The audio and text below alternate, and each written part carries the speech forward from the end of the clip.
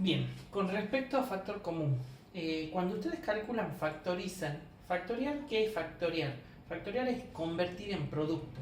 Nosotros factoreábamos cuando teníamos antes el, qué sé yo, un número y hacíamos esto, ¿recuerdan? Y decíamos, bueno, lo dividíamos en 2, me queda 10, lo divido en 5, me quedan 2, lo divido en 2, me queda 1.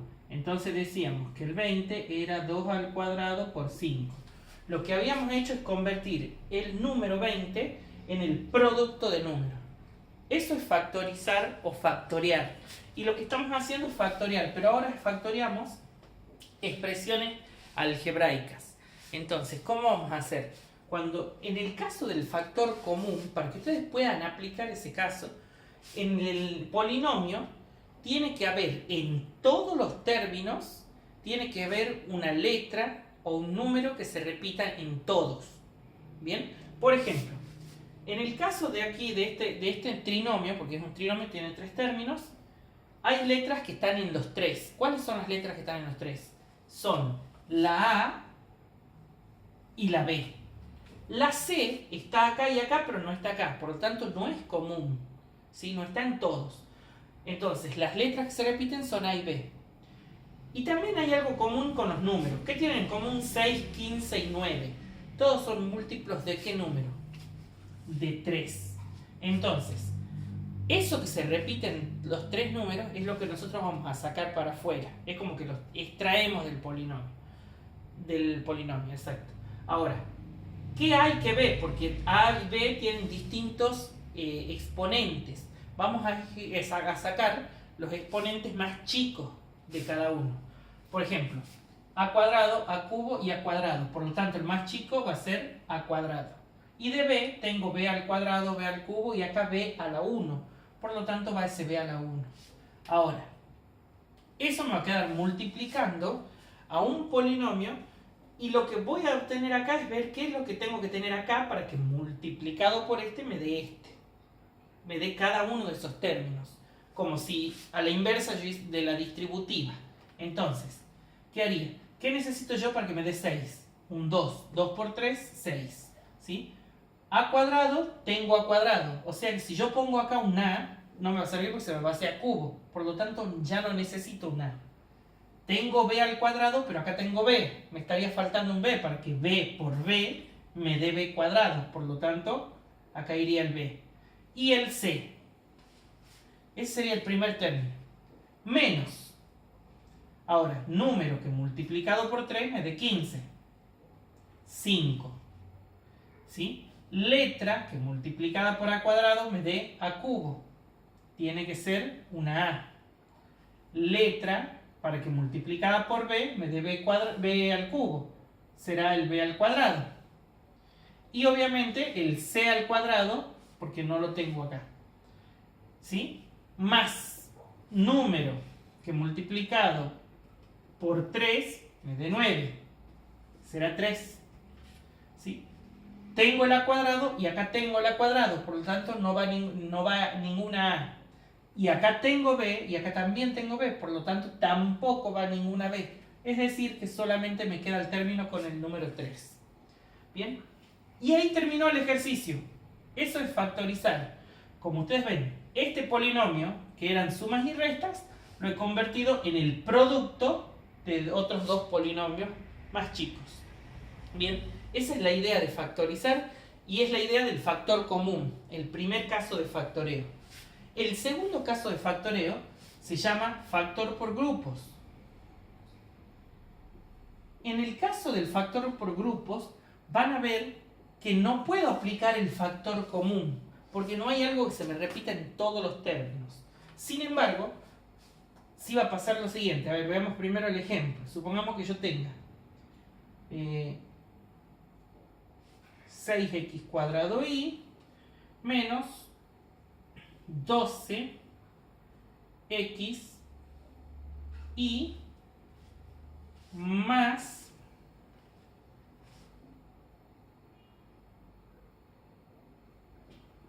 x cuadrado, pongamos x, menos 2y. Bien, ¿qué pasa acá? En el caso del factor por grupos, una de las condiciones para que yo pueda calcular ese factor por grupos es que la cantidad de términos tiene que ser al menos par. O sea, es decir, ser de 4 o de 6 o de 8, ¿sí? De hecho, también se puede de 9, pero son casos, tendría que ser un polinomio muy largo y no les va a tocar eso todavía. Pero sí se podría. Ahora, fíjense que tengan una cantidad par de términos. ¿Por qué? Porque yo voy a necesitar dividir estos grupos en dos partes, ¿sí? Por ejemplo, si yo acá no puedo aplicar factor común, ¿por qué? Porque el y está acá, pero no está aquí. ¿Bien? El x está aquí, pero no está aquí. O sea, no hay nada en común. Pero si yo divido este polinomio en dos partes, sí puedo sacar el factor común, pero en cada una de estas partes de manera independiente. Ahora, si yo saco factor común acá, ¿qué voy a sacar factor común? El 6, porque el 6 y el 12 son múltiplos de 6. Y lo que se me repite, el x y el y. ¿Qué me va a quedar? Si yo necesito, ¿qué necesito yo para que me dé x cuadrado y? Si tengo x y, solamente una x. Menos. ¿Qué necesito para que me dé 12? El 2. Y tengo xy y acá tengo xy. O sea que no hay nada más que necesite en ese caso. ¿Sí? Bien. Ahora, este debería ser ahí porque si no, no se va a poder. Más. ¿Qué pasa acá? Aquí voy a necesitar también ver qué es lo que tengo en común. Como no hay nada en común, porque no hay ni letras ni números que sean comunes, yo puedo sacar como factor común el 1. Ahora, si saco el 1, ¿1 por cuánto me va a dar x menos 2? El x menos 2, no hay muchas diferencias, porque al sacar 1 no necesito pensar mucho. Ahora, en ese caso, estos términos tienen que ser iguales. Si no son iguales, ¿sí?, no lo voy a poder hacer. Es decir, los paréntesis tienen que ser iguales, ¿sí? ¿Y cómo va a quedar factorizado? ¿Cómo? Un paréntesis formado por ese paréntesis que se repite acá y acá, y otro paréntesis formado por lo que quedó afuera, es decir, el 6xy más 1. Y ahí quedó factorizado. ¿Bien? Esa es la idea del factor por grupos. Recuerden, divido en dos grupos, saco factor común en cada uno y me tiene que quedar los paréntesis estos iguales.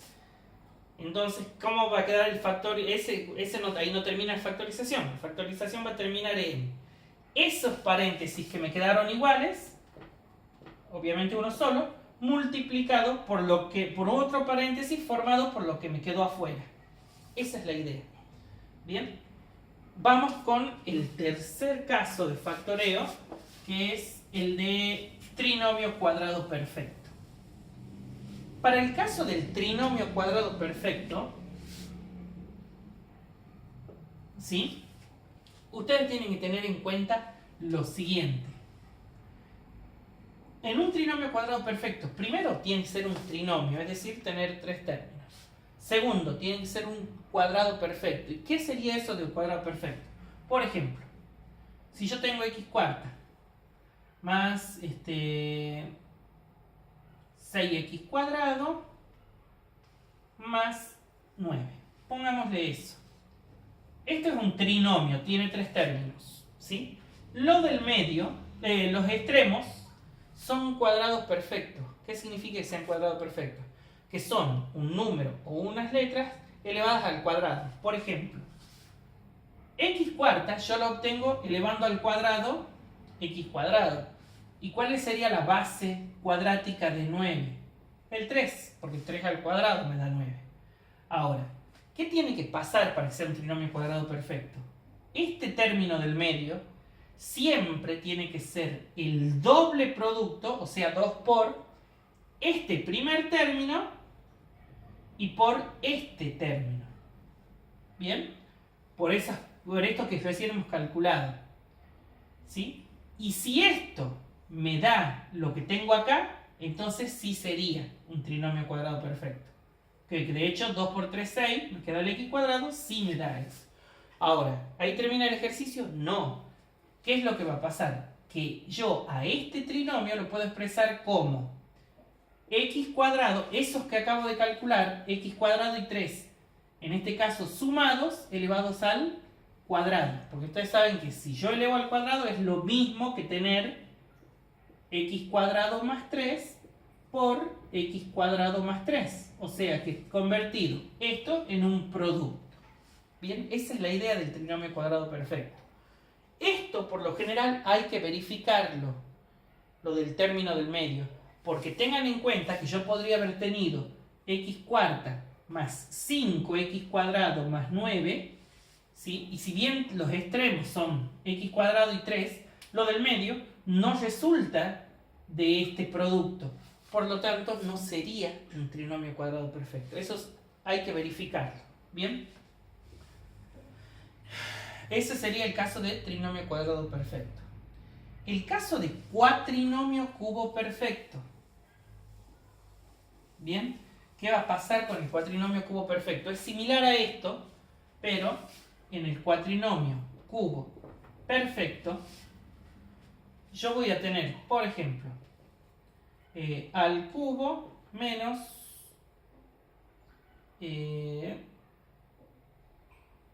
pongámosle 6 a cuadrado b más 12 a b cuadrado y más 27b cubo. Bien, a ver, 3 por 4, 12, 8b cubo. Bien. Menos. Bien. ¿Qué tiene que pasar con el cuatrinomio cubo perfecto? Primero que nada, que los extremos, tanto el primero como el último, sean cubos perfectos. Es decir, ¿cuál sería la base cúbica de A cubo? A. Porque si yo A lo elevo al cubo, me da A cubo. ¿Y cuál sería la base cúbica de 8b cubo? Sería de 8 el 2, porque 2 al cubo me da 8, y de b cubo, b. Ahora, también tengo que verificar que estos términos del medio se cumpla de que sean el triple del primero, es decir, de A al cuadrado, por el segundo, más el triple del primero y ahora por el segundo al cuadrado. Bien, entonces si yo calculo esto, fíjense que me voy a obtener 6 al cuadrado b más 12, porque acá sería 2 al cuadrado, 4 por 3, 12, a y el b elevado al cuadrado. Como esto es igual a esto, entonces sí es un cuatrinomio cubo perfecto. ¿Y cómo lo podré escribir? Lo podré escribir como la suma o la resta de a y 2b elevadas al cubo. Ahora, ¿qué va a ir? ¿Suma o resta? En este caso va resta. ¿Cuándo va resta y cuándo va suma? Si todos estos fuesen positivos, fuera a cubo más y más, esto sería suma. Pero como tengo signos alternados, es decir, tengo positivo, negativo, es una resta. Lo mismo va a pasar acá, ¿sí? No les dije recién. Porque si yo tuviese positivo, negativo, positivo, acá iría un menos en vez de un más, ¿sí? Lo mismo pasa acá abajo. Bien, esa es la idea de los 4 primeros casos. Vamos al quinto. El quinto caso es el más fácil de todos. Se llama diferencia de cuadrados. ¿Qué es esto de la diferencia de cuadrados?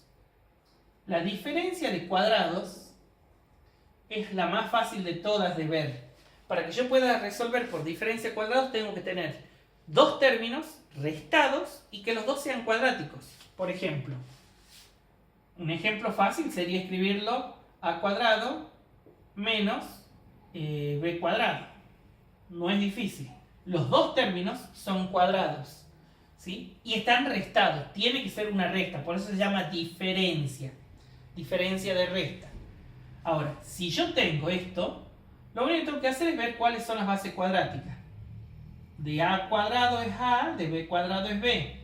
¿Y cómo sería? Sería el producto de la suma por la resta de esto. Es decir, de a más b por a menos b. Tengan en cuenta que no necesariamente tienen que ser letras, también pueden ser números. Si yo tengo a la cuarta menos 9, este es un cuadrado perfecto y este también es un cuadrado perfecto. ¿Cuál sería la base cuadrática de a cuarta? A cuadrado. ¿Cuál sería la base cuadrática de 9? 3. Entonces, este binomio, que sería esta diferencia cuadrada, lo puedo escribir como a cuadrado más 3 por a cuadrado menos 3. ¿Bien? Ese sería el quinto caso. Y el sexto caso, ese es un poquitito más complejo, es la suma o diferencia de potencias de igual exponente. ¿Sí? Bien, ¿qué pasa con este caso? En este caso, generalmente se lo utiliza cuando yo tengo también una suma o una diferencia de dos términos que tienen la misma potencia. Por ejemplo, a al cubo y b al cubo. Si los dos son cubos, ya sean que esté sumando o restando, yo lo puedo factorear como, si esto es suma, lo factoreo como la suma de a más b por otro polinomio. Ese polinomio que tengo acá, hay dos formas de calcularlo. Una es que yo haga la división. Haga la división de a al cubo más b al cubo dividido en a más b. Obviamente a este lo tengo que completar, ¿sí? Tendría que escribir a al cubo más 0 a cuadrado b más 0 ab cuadrado más el b al cubo. Y hago esa división y me va a obtener el polinomio que iría acá. Lo más fácil es hacer lo que les digo ahora. Si yo tengo acá una suma, escriban una suma. Lo que me va a quedar acá son un polinomio de un grado menos. Es decir, que esto era a cubo, va a quedar como a cuadrado. Ahora, ¿cómo lo escribo este polinomio? A medida que yo voy pasando los siguientes términos, voy a ir bajando el exponente de a y subiendo el exponente de b. Es decir, tendría en el siguiente a la 1 y me empieza a aparecer el b. Y en el siguiente tendría a la 0, o sea que ya no lo tendría, y me quedaría el b al cuadrado. Es decir, empiezo a subir el exponente de b a medida que voy bajando el de a. Bien, ya lo voy a ver con un ejemplo, enseguida con otro ejemplo. ¿Qué va a pasar con los signos? Si yo acá tengo suma, esto va a ser suma y acá los signos alternados, es decir, positivo, negativo, positivo. ¿Sí? Si fuese una resta, acá va a ir una resta y aquí todos los signos positivos, es decir, a cuadrado, ab y b cuadrado. ¿Bien? Ok. Veamos qué va a pasar con el ejemplo que yo les diga. Supongamos que yo tenga a la quinta menos b a la quinta. ¿Sí? Es más, pongámoslo con un número para que lo vean. Y este es un ejercicio común. Si yo tengo, fíjense que este número es a la quinta y este 32 sería 2 a la quinta. O sea, los dos son tienen potencia 5, por lo tanto estamos en este sexto caso. Bien, ahora, ¿cómo lo expreso? Y tendré que escribir como la resta de a menos 2 y aquí escribir un polinomio que va a tener un grado menos, es decir, que va a empezar con a la cuarta. En el siguiente término voy a tener a al cubo y me empieza a aparecer el 2. Bien, va multiplicado. En el siguiente, el a ya va a ser al cuadrado, es decir, voy bajando el exponente de a y el de 2 lo voy a ir subiendo, es decir, que voy a tener 2 al cuadrado. En el siguiente tendré a al cubo, disculpen, a la 1 y el 2 va a ser al cubo. Y en el siguiente ya no me va a aparecer a, sino que va a estar 2 a la cuarta. ¿Sí? Obviamente esto después lo vamos a desarrollar bien.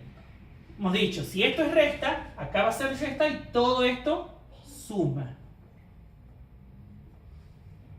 ¿Qué me va a quedar? Me va a quedar como a la cuarta más 2 al cubo más 4 al cuadrado más 8a y más 16.